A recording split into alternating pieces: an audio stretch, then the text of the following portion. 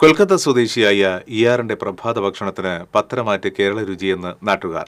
പെരുമ്പിലാവിലും പരിസര പ്രദേശങ്ങളിലുമാണ് ഇയാർ രുചിപ്പെരുമ തീർക്കുന്നത്.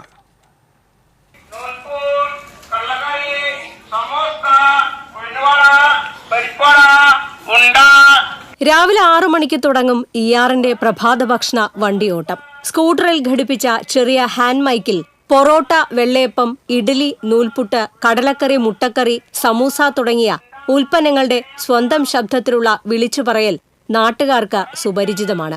ഹോട്ടലിനേക്കാൾ വിലക്കുറവിലാണ് വിൽപ്പന നടത്തുന്നത്. ഭക്ഷണം വീട്ടുപടിക്കൽ എത്തിച്ചു നൽകുകയും ചെയ്യും. ഇയാൾ കൊൽക്കത്തയിൽ നിന്നും കുടുംബവുമായി കേരളത്തിലെത്തിയിട്ട് 12 വർഷത്തോളമായി.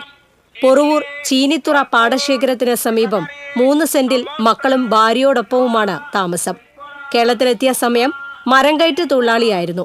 എന്നാൽ 2 വർഷം മുൻപ് ജോലിക്കിടയിൽ മരത്തിൽ നിന്ന് വീണ് 6 മാസത്തോളം തൊഴിലിന് പോകാൻ കഴിയാതെ വീട്ടിൽ കിടപ്പിലായിരുന്നു. പിന്നീട് മരം കയറൽ ജോലി ഉപേക്ഷിച്ചാണ് ഭാര്യയുടെ സഹായത്തോടെ വീട്ടിൽ പലഹാരങ്ങളും കറികളും ഉണ്ടാക്കി വിൽപ്പന തുടങ്ങിയത്. ഇയാറിന്റെയും കുടുംബത്തിന്റെയും അവസ്ഥ കണ്ടറിഞ്ഞ നാട്ടുകാർ പുതിയ കച്ചവടത്തിന് പ്രോത്സാഹനവും പിന്തുണയും നൽകി വരുന്നു. TCV news, Kunnamkulam.